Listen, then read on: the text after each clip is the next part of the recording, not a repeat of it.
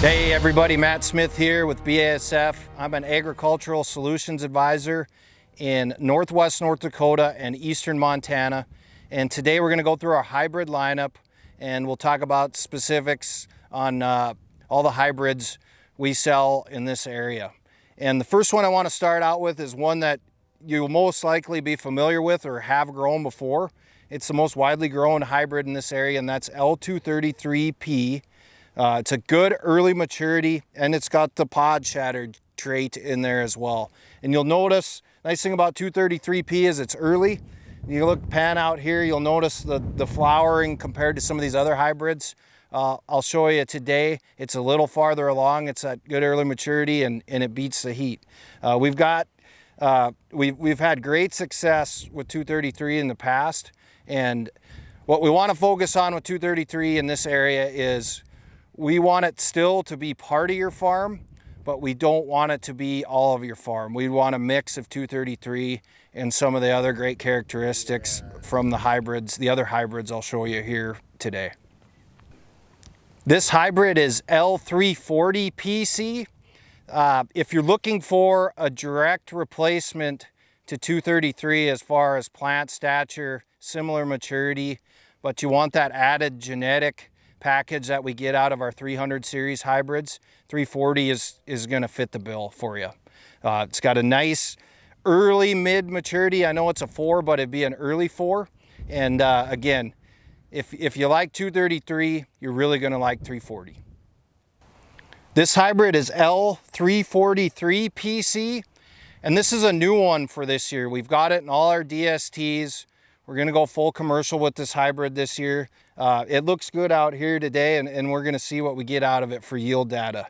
The kicker, or the selling point on 343 PC will be club root resistance, but not only the first gen club root resistance that we see in 340 and 345, but this will be second gen club root resistance. We've got a great video with Jordan Varberg on club root that we can reference to you to brush up on that disease as well.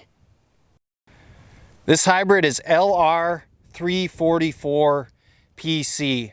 And the first thing you'll notice when you see this name, or the hybrid nomenclature here in comparison to the other hybrids we'll talk about today, is that R.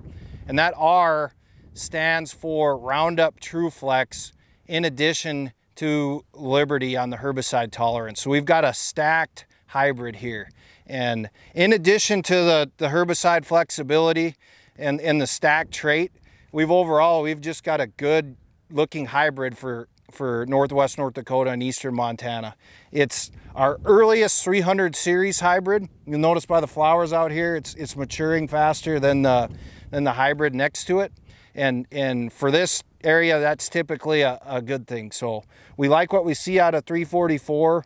Gives us the ability with the alternating of the herbicides or the tank mixing of the herbicides to control troublesome weeds we've got out here, and that could be hawksbeard, group 1 resistant grasses, Roundup resistant kochia, things like that. We've got herbicide flexibility. That's something we haven't had in canola before, and that's a great attribute going forward for this area.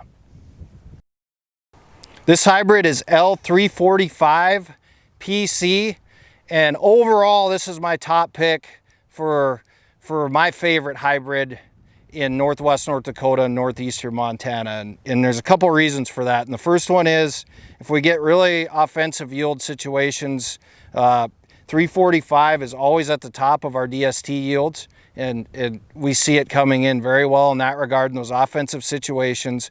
But the best thing about it, in my opinion, is the bottom end holds up so well. So if we get stressful conditions like we're experiencing out here in Northwest North Dakota and areas this year, and we get down in those 30 to 40 bushel ranges, it holds up on the bottom really well, where some of our competitive hybrids or even some of our other and bigger lines will really drop off in those stressful situations.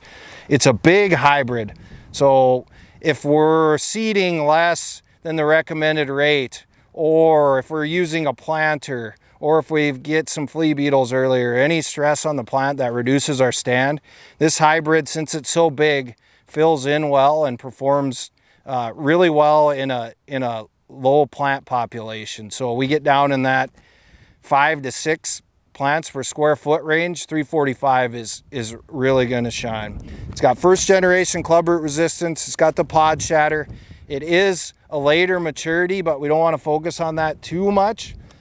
It's a good mix on your farm if you're doing something like 233, which is earlier, or 344, to mix those maturities up and spread your risk out as far as that is concerned. Again, I really like 345. It's my top pick going forward.